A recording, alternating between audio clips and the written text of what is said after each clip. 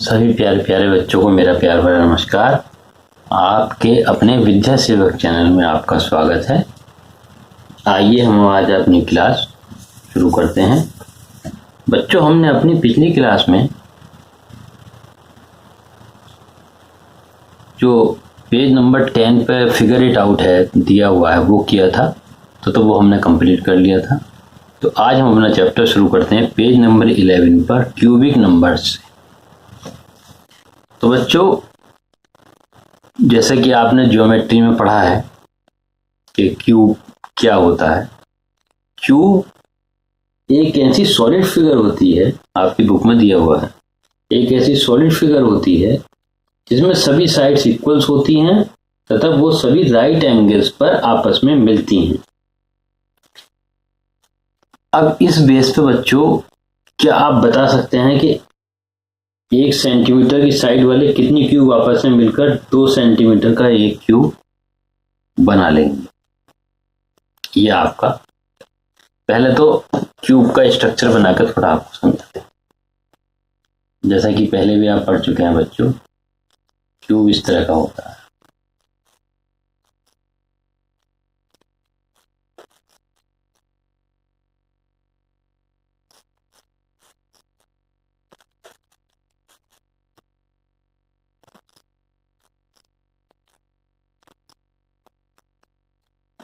मान लीजिए ये 2 है, 2x2 का है, तो इसमें ये पीछे भी ऐसी नीचे को बनाते हैं थोड़ा इरेज करके, ताकि ये आसानी से समझ में आ सके। देखिए, एक तो क्यूब ये होता है बच्चों,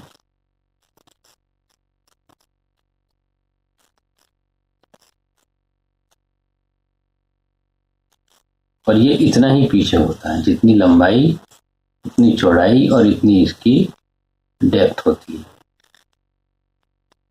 तो ये क्यूब रहता है। ये इसकी लंबाई आ गई, मान लीजिए ये ऊंचाई आ गई, और ये इसकी डेप्थ, ये क्यूब होता है। अब इसमें मान लीजिए 2x2 का कोई क्यूब है, तो उसमें कैसे होगा? उसमें ऐसे होगा कि 2 ब्लॉक लंबाई हो गई, 2 ब्लॉक चौड़ाई हो गई, और उसकी 2 ब्लॉक्स ही डेप्थ हो जाएगी। 2 ब्लॉक्स की उसकी डेप्थ हो जाएगी।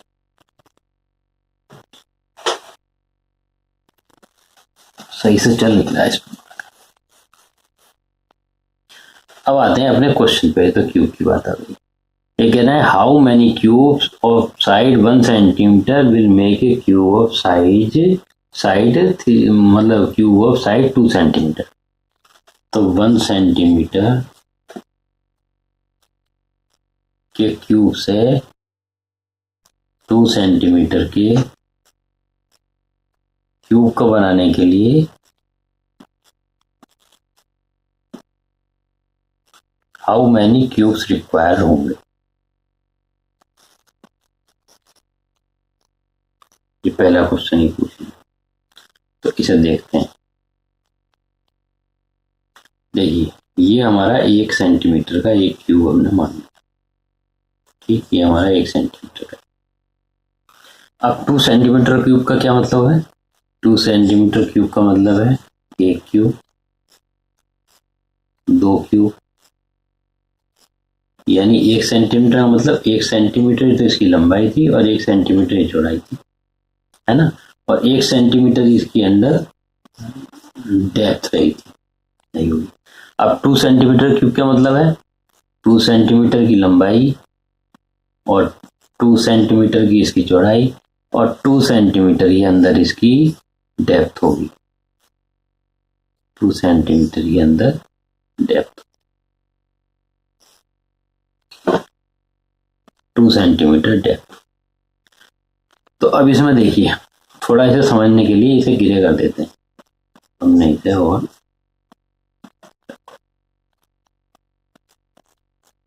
अब ये हमने एक क्यूब इसका इसी प्रकार से शेड कर। तो बच्चों देखिए, पहले इसमें कितने क्यूब थे? एक क्यूब, तो ये हो गया हमारा, एक क्यूब इसके बराबर वाला हो गया 2, ये हो गया क्यूब नंबर 2। इसके नीचे वाला क्यूब नंबर 3, इसके नीचे वाला क्यूब नंबर 4, 4 क्यूब तो ये हो गए। अब इसी प्रकार से 4 क्यूब पीछे हैं तो इन्हें नंबर दे दिया 5, 6, 7 और 8, है ना। तो टोटल कितने क्यूब रिक्वायर्स हो गए? So total cube required are 8। तो 2 सेंटीमीटर स्क्वायर के क्यूब बनाने के लिए हमें टोटल 8 क्यूब्स की आवश्यकता होगी। तो ये तो इस क्वेश्चन का आंसर हो गया। और आइए इससे अगले क्वेश्चन पर आते हैं।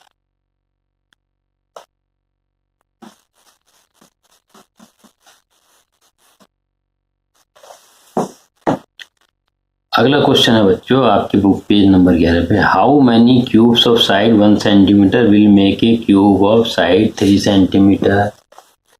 तो ये ठीक उसी प्रकार से है जिस प्रकार से 2 सेंटीमीटर का था कि 3 सेंटीमीटर के क्यूब को बनाने के लिए हमें कितने उनकी आवश्यकता होगी। तो आओ उसी का भी डायग्राम बना लेते हैं, छोटा बनाते हैं। ये हमने बना दिया 1 सेंटीमीटर। तो 3 सेंटीमीटर का क्यूब के क्या मतलब हो गया? 1 क्यूब, 2 क्यूब और 3 क्यूब, और 1 क्यूब, 2 क्यूब, 3, और ये इसकी हाइट हो गई तीनों की। अब ऐसे इनकी डेप्थ हो जाएगी 1 रो, सेकंड रो, और ऐसे ही ये इसकी थर्ड रो हो जाएगी। अब इसे नीचे और थोड़ा बड़ा करके बनाते हैं ताकि हमें गिनने में सुविधा है।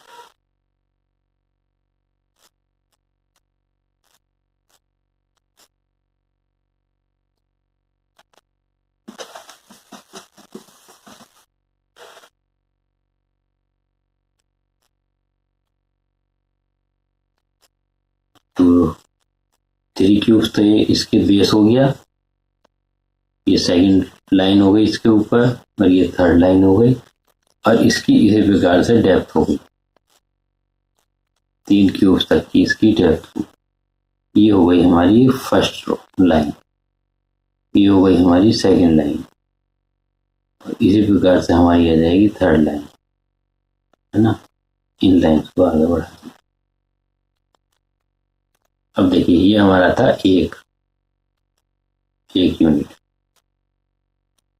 तो हमने ये 1 यूनिट मान लिया। चलो अब आज इस बार इसे मान ले, ये 1 यूनिट मान लिया। तो ये जो है 1 इंटू 1, और ये है 3 इंटू 3। इसमें तो एक ही ऊंचाई, एक ही लंबाई और एक ही चौड़ाई थी, और इसमें इसी प्रकार के 3 क्यूब्स की है। तो अब नंबर ऑफ क्यूब्स कितने होंगे? देखिए ये तो 1 हो गया पहला, 2, 3, 4, 5, 6, 7, 8, 9। अब ये देखो बच्चों, ये यहाँ तक के जो क्यूब हैं ये एक लाइन है, तो ये 9 तक की काउंटिंग तो यहाँ खत्म हुई, है ना। तो इसी प्रकार से पीछे भी इनके इसके पीछे वाले में भी 11, 12, 18 तक, और 9 3 जा 27 तक। यानी यहाँ तक इस रो में 9 हो गए, अगली रो में भी 9 हो गए, और इसमें भी 9 हो गए। ये टोटल हो जाएंगे 27। सो टोटल 27 क्यूब्स रिक्वायर्ड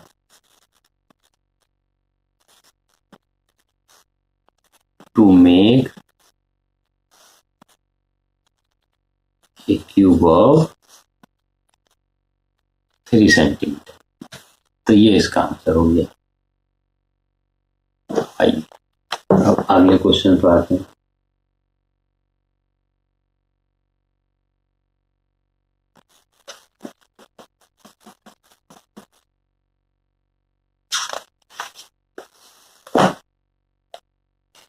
अब ये कह रहे हैं consider number 1, 8 and 27। These numbers are called perfect cubes. Can you see why these are named so. तो बच्चों इसमें ये हमसे कह रहे हैं कि नंबर 1/8 तथा 27 को कंसीडर करो और बताओ कि ये परफेक्ट क्यूब क्यों कहलाता है। इसके पीछे का रीजन क्या है? तो बच्चों इस क्वेश्चन का आंसर ये है कि इसमें से हर एक के नंबर्स को उसी नंबर से 3 बार मल्टीप्लाई करके प्राप्त किया गया। देखिए इसे इस प्रकार समझते हैं। नंबर दिए थे इन्होंने 1, 8 एंड 27। तो 1 को हम ऐसे भी लिख सकते हैं 1 इंटू 1 इंटू 1, और 8 को हम किस प्रकार भी लिख सकते हैं 2 इंटू 2 इंटू। और इसी तरह से बच्चों 27 को हम लिख सकते हैं 3 इंटू 3 इंटू। यानी आप देखेंगे ये 1 हो गया, ये 8 हो गया और ये 27 हो गया। यानी सेम नंबर्स को 3 टाइम मल्टीप्लाई करके हमें ये नंबर्स प्राप्त हुए हैं जो 1 और 8 और 27।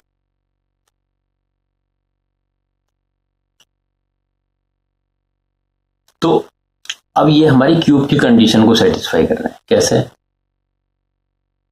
जिस प्रकार जितनी आपकी हाइट है उतनी लेंथ है उतनी ब्रेथ है ना। तो उसी प्रकार से देखिए इसमें तीनों एस्पेक्ट्स आ गए। मान लो ये 3 है तो 3 इंटू 3 इंटू 3 है ना। मान लो ये 2 है तो 2 इंटू 2 इंटू 2। मतलब 1 है 1 इंटू 1 इंटू 1। तो ये जितनी लंबाई उतनी चौड़ाई उतनी ऊंचाई, उसी हिसाब से जैसे क्यूब को निकालते हैं उसी प्रकार से सेम नंबर्स को 3 टाइम मल्टीप्लाई करके निकाले गए हैं। इसलिए इन नंबर को परफेक्ट क्यूब कहते हैं। जैसे 2 टाइम मल्टीप्लाई करके परफेक्ट स्क्वायर बनाए थे उसी प्रकार से 3 टाइम मल्टीप्लाई करके ये परफेक्ट क्यूब हमारे बनाए गए। अब आइए अब आगे आते हैं। आगे पूछते हैं ये पेज नंबर 12 पे, इज 9 ए क्यूब? ये पूछते हैं कि क्या 9 ए क्यूब है। तो आइए हम देखते हैं। देखो बच्चों, इज 9 ए क्यूब, ये पूछ रहे हैं क्या 9 ए क्यूब है।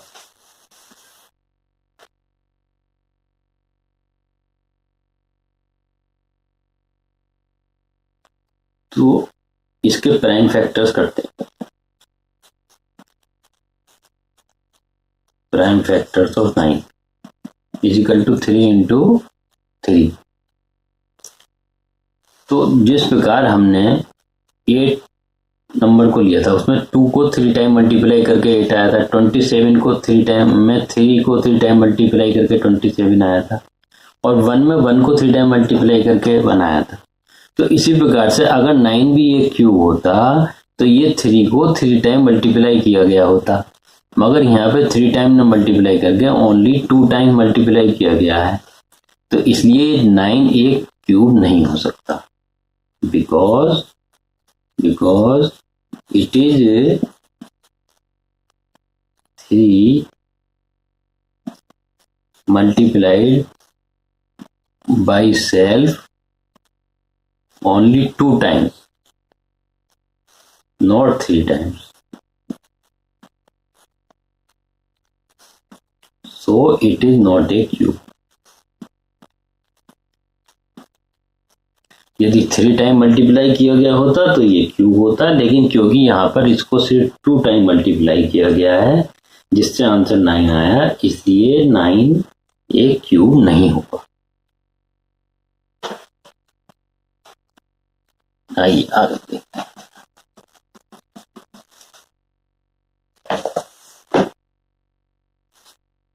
अभी कह रहे हैं can you estimate the number of unit cubes in a cube with a edge length of 4 units.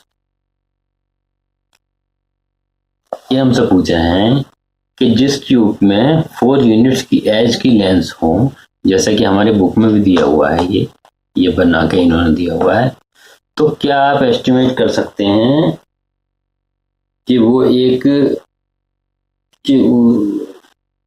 Can you estimate the number of unit cube, कि इसके अंदर कितने नंबर क्यूब्स होंगे।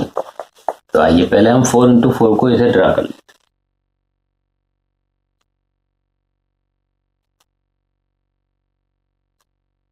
1 2 3 4, 1 2 3 4।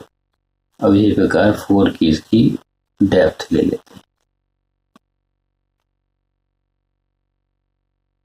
ये आपकी 1 रो लग गई, इसके पीछे सेकंड लाइन हो गई, इसके पीछे थर्ड लाइन हो गई, और इसके पीछे ये 4 लाइन हो गई, और ये पीछे तक बढ़ा दी। ठीक, अब इसमें आप देख सकते हैं बच्चों कि ये कितने हैं, 1 2 3 4 5 6 7 8 9 10 11 12 13 14 15 16, यानी एक जो रो है इसमें कितने हो गए हमारे एक लाइन में 16। 4 इंटू 4 इज इक्वल टू 16। अब 16 16 की कितनी लाइन है हमारी,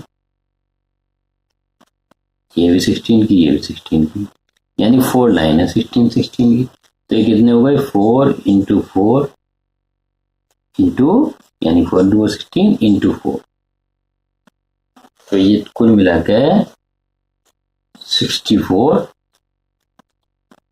क्यूब्स हो गए। सो इट रिक्वायर्स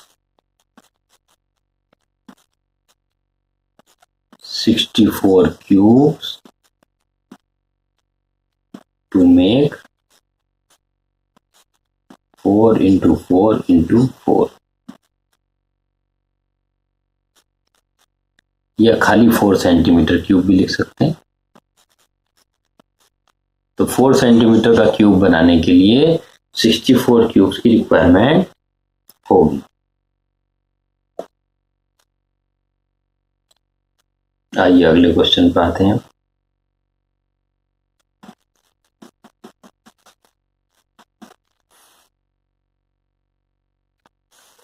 अब इसमें दिया गया है बच्चों, कंप्लीट द टेबल बिलो। इस टेबल में बच्चों ये क्यूब दिए गए हैं, जैसे 1 का क्यूब 1, 2 का क्यूब 8, 3 का क्यूब 27, 4 का क्यूब 64, 5 का क्यूब 125, यानी इसे 3 टाइम मल्टीप्लाई करके दिया हुआ है। तो कुछ दिए हुए हैं, कुछ खाली दिए हुए हैं। तो आइए हम इसे यहाँ नोट कर लेते हैं। यहाँ से आप इसे अपनी कॉपी में कर लीजिए। 1 to the power 3 1, 2 to the power 3 8, 3 to the power 3 27, 4 to the power 3 64, 5 to the power 3 125, 6 to the power 3 is equal to 216, 7 to the power 3 is equal to 343, 8 to the power 3 is equal to 512, 9 to the power 3 is equal to 729, 10 to the power 3 is equal to 1000, 11 to the power 3 is equal to 1331, 12 to the power 3 is equal to 1728, 13 to the power 3 is equal to 2197, 14 to the power 3 is equal to 2744, 15 to the power 3 is equal to 3375, इसी प्रकार से 16 to the power 3 is equal to 4096, 7 to the power 3 4913, 10 to the power 3 is equal to 5832, 19 to the power 3 is equal to 6859, and 20 to the power 3 is equal to 8000। तो 1 से 20 तक की ये table थी बच्चों। इसमें कुछ दिए हुए थे, कुछ नहीं दिए हुए। तो जो दिए हुए थे वो तो इसमें बुक में प्रिंट है, और जो नहीं दिए हैं वो सब ही मैंने यहाँ लिख दिए। बच्चों जिस प्रकार से हमने आपसे कहा था कि 1 to 30 के आप स्क्वायर याद करेंगे, उसी प्रकार से बच्चों ये 1 to 20 के सब आपको स्क्वायर क्यूब जो है लर्न होने चाहिए। इन सबको लर्न कर लीजिए, ये आगे आपके भविष्य में हमेशा काम आएंगे। मैथमेटिक्स में इनकी ज़रूरत अक्सर पड़ जाया करती है, और जीवन में भी हमेशा ये आपके काम आने वाले हैं। तो इसलिए बच्चों इस टेबल को आप याद जरूर कर लेना। ये मेरी आपसे रिक्वेस्ट है, आपके बहुत काम आएगी। अब हम इसे इरेज करते हैं और अगले क्वेश्चन की ओर बढ़ते हैं।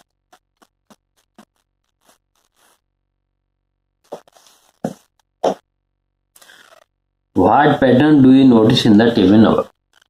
अब बच्चे पूछ रहे हैं कि जो हमारी टेबल है, इसे देख के आपने इसके पैटर्न के बारे में क्या समझा। तो बच्चों, जो चीज मैंने नोटिस की तो वो मैं आपसे भी शेयर करना चाहूंगा कि इसमें दो बातें खास तौर से मुझे देखने में आई। पहली बात तो जिस प्रकार से हमने परफेक्ट स्क्वायर में सम ऑफ कॉन्जिक्यूटिव नंबर्स लिए थे, उसी प्रकार से इसमें भी बच्चों सम ऑफ कॉन्जिक्यूटिव ऑड नंबर्स हमारे चल रहे हैं। कैसे चल रहे हैं आइए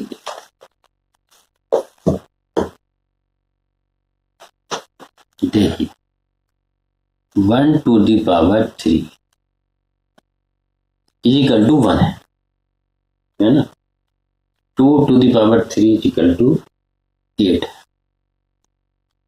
1 बराबर 1 प्लस 0 है मान लो। तो 8 कैसे निकलेगा, 1 तक की बात तो यहाँ हो गई। 8 के लिए अगला ऑड नंबर क्या आएगा, 3 प्लस 5 इज इक्वल टू 8 होगी। इसी प्रकार से अगला 3 to the power 3 कितनी होती है, 27। तो 5 से अगला ऑड नंबर क्या आ गया, 7। उससे अगला ऑड नंबर 9, उससे ऑड नंबर 11। इनका टोटल क्या आ गया, 27।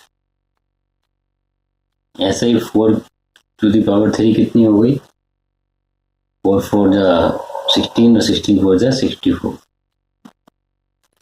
अब 11 तक के नंबर यहाँ ले लिए थे, तो अगला ऑड नंबर क्या आ गया, 13 plus 15 plus 17 is equal to 64 हो गया। इसी प्रकार से 5 to the power 3 कितना हो जाता है, 125 होता है। तो 17 तक का तो यहाँ ले लिया था,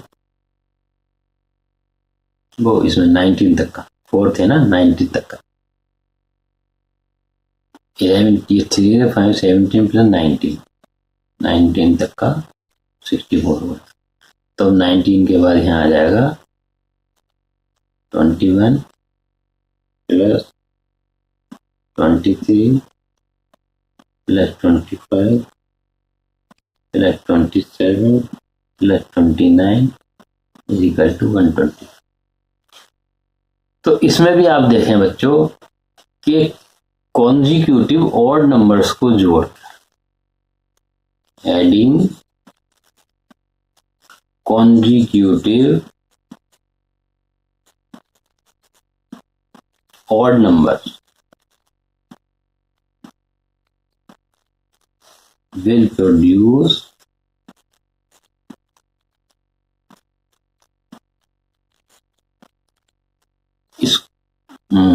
will produce cube number,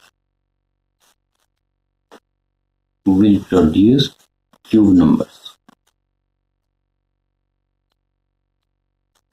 और परफेक्ट क्यूब। यानी कॉन्जिक्यूटिव ऑड नंबर्स को जोड़कर हमारे परफेक्ट क्यूब नंबर्स मिल रहे हैं। अब ये देखो, आप इसमें पैटर्न आपको समझा देते हैं। देखिए, ये नंबर 1 था, तो यहाँ फर्स्ट ऑड नंबर हमने 1 था, उसी से हमारा ये आ गया। अब सेकंड नंबर का हम क्यूब निकालना है, तो हमें जैसे एक नंबर जोड़ा था, ऐसे ये 2 का निकालना है, तो 2 नंबर जोड़ेंगे। 1 तो यहाँ हो गया, तो अगला ऑड नंबर 3 और 5, अगले 2, तो 3 और 5 का टोटल 8 है, तो 8 2 का क्यूब हो गया। इसी प्रकार से 3 का क्यूब निकालना है, तो 3 का क्यूब के लिए 3 ऑड नंबर जुड़ेंगे। तो 3 ऑड नंबर्स कौन से जुड़ेंगे, इससे पहले वाले क्यूब में जो आ चुके थे 5 तक के, उससे आगे 7 प्लस 9 प्लस 11, तीनों जोड़ के 27 आ गए। अब 4 हमारा क्यूब नंबर्स है ना, तो 4 के लिए 4 ही क्यूब ऑड नंबर्स को जोड़ेंगे। 11 तक की काउंट तो पीछे हो गई 3 बार, तो अब 11 से अगला ऑड नंबर 13, 13 से अगला 15, 15 से अगला 17, 17 से अगला 19। इन 4 के जोड़ेंगे तो 64, इसका 4 का क्यूब आ गया। इसी प्रकार से 5 का क्यूब निकालना होगा, तो इसके लिए 5 ऑड नंबर जुड़ेंगे। कौन से जुड़ेंगे, जो पिछले थे उससे आ गए, यानी 19 तक के हम पहले जोड़ चुके हैं 4K में, तो 21, 21 से अगला 23, 25, 27, 29, ये सारे जोड़ के आपके 125 हमारा अगला क्यूब नंबर आ गया। तो इसी पैटर्न के आधार पे, क्यूब नंबर्स के आधार पे हम ये मेन पैटर्न हमें इसमें देखा।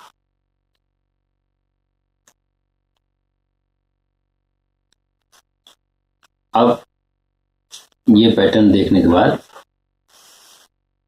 आइए हम आगे बढ़ते।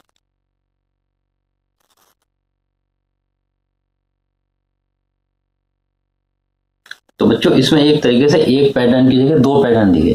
पहला तो ये कि कॉन्जिक्यूटिव और नंबर्स को जोड़कर हमारे क्यूब नंबर बनाए। दूसरी बात, जो नंबर ऑफ एडिंग डिजिट्स, यानी number of adding digits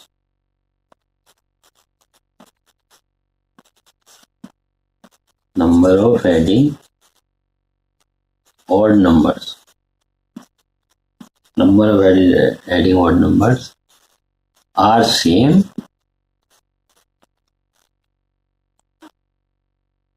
as base number of cube।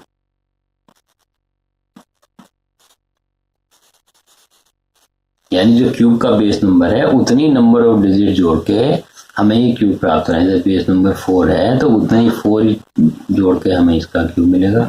ये 3 है तो 3 का क्यूब मिलेगा, 3 नंबर्स को जोड़ के मिलेगा। और 2 है तो 2 को जोड़ के मिलेगा, 1 है तो 1 को जोड़ के मिलेगा। तो ये इस प्रकार से निकल रहे हैं। तो ये इसमें पैटर्न खास रूप से हमने नोटिस किया। अब आगे बढ़ते हैं।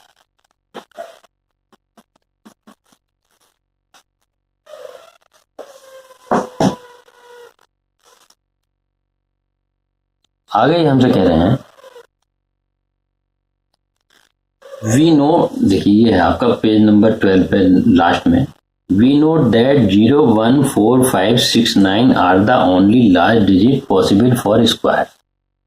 What are the possible large digit for cube. देखिए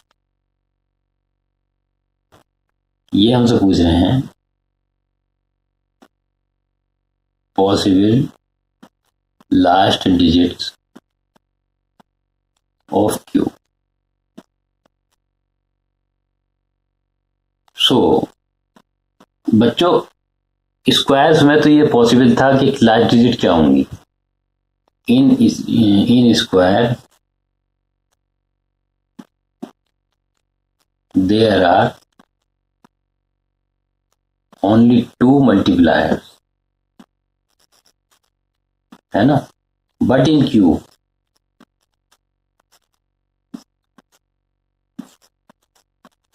there are 3 times multiplication, so no such last digits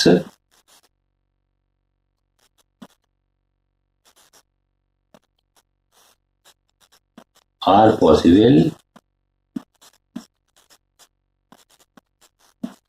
as in square. जिस प्रकार से स्क्वायर्स में लास्ट डिजिट को ढूंढना पॉसिबल था कि अगर ये डिजिट होंगी तभी कोई नंबर स्क्वायर होगा, इस प्रकार से क्यूब में पॉसिबल नहीं है, क्योंकि इसमें हमें 3 टाइम मल्टीप्लाई करना होता है। पहले उसको उससे मल्टीप्लाई करेंगे, फिर 2 बार तीसरी बार मल्टीप्लाई करेंगे, तो उसमें ये पैटर्न काम हमारा नहीं आता है। इसलिए possible large digit of cube possible नहीं है। अब आइए अगले क्वेश्चन पे आते हैं। Can a cube and with exactly 2 zeros? Can a cube and with exactly 2 zeros?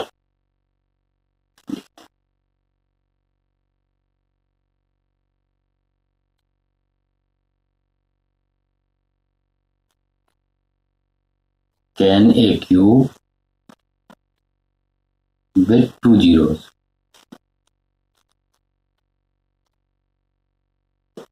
ये हमसे पूछा गया।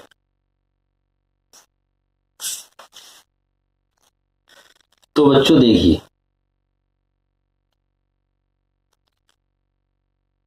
जिस प्रकार से हम जब स्क्वायर्स निकाल रहे थे तो स्क्वायर्स में मान लीजिए 10 है, कोई 10 इंटू 10 है तो वो 100 हो जाता है, यानी 2 जीरो से काम चल गया। मगर अब जब हमें क्यूब बनाना है तो क्यूब में हमें किसी भी नंबर को 3 टाइम मल्टीप्लाई करना। तो इन cube we have to multiply 3 times.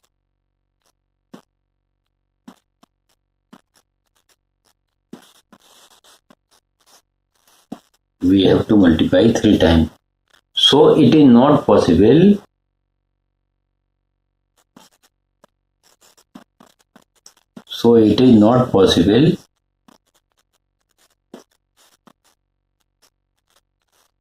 to be a cube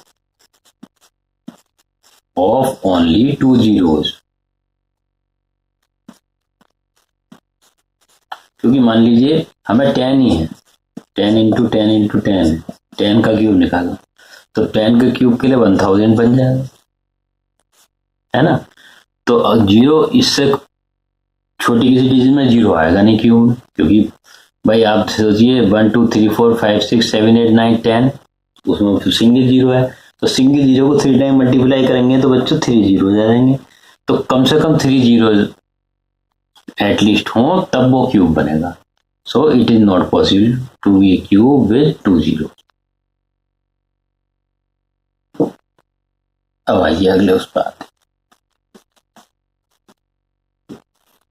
बच्चों अगला इसमें आपका दिया हुआ है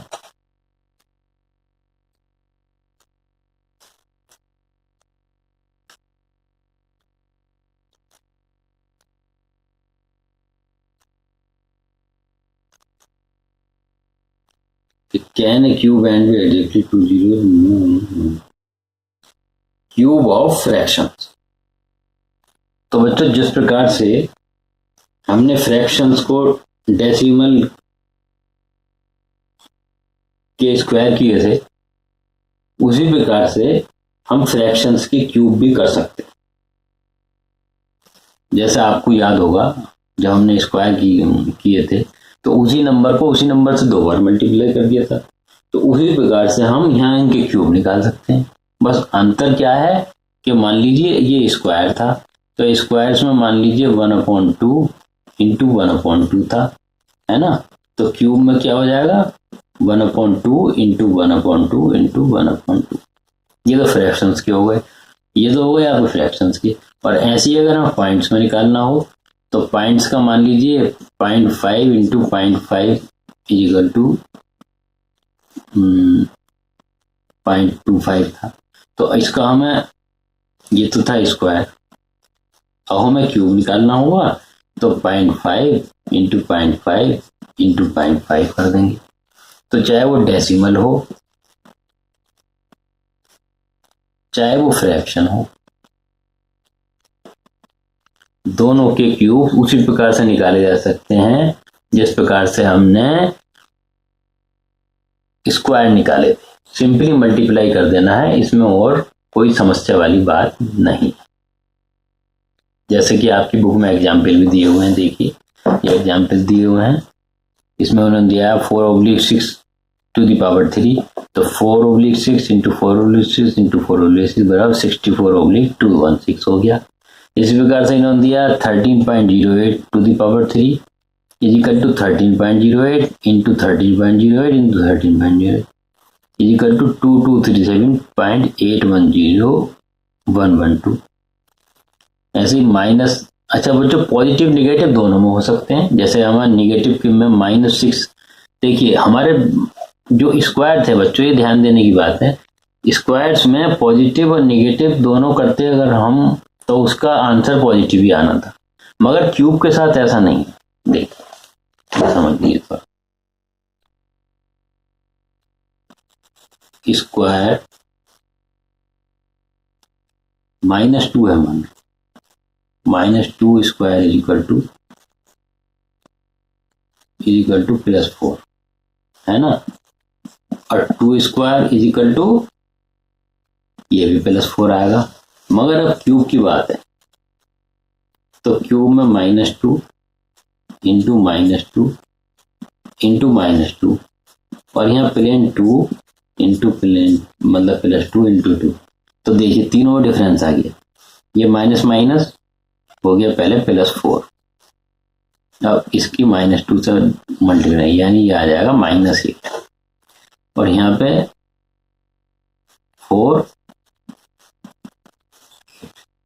तो देखिए स्क्वायर में बच्चों पॉजिटिव ही आता था हमेशा, पॉजिटिव हो या निगेटिव दोनों का नंबर पॉजिटिव आता था। मगर हमारे क्यूब में पॉजिटिव भी आ सकता है और निगेटिव भी आ सकता है,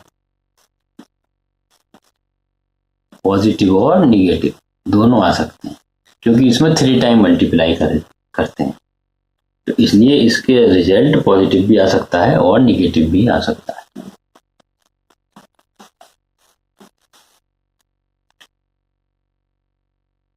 तो बच्चों आज की वीडियो में बस इतना ही, अगली वीडियो में फिर आपसे मुलाकात होगी। तब तक के लिए मेहनत करते रहिए और पढ़ाई के वक्त पढ़ाई, खेल के वक्त खेल। हमारी वीडियो को ज़्यादा से ज़्यादा लाइक, शेयर और सब्सक्राइब करें।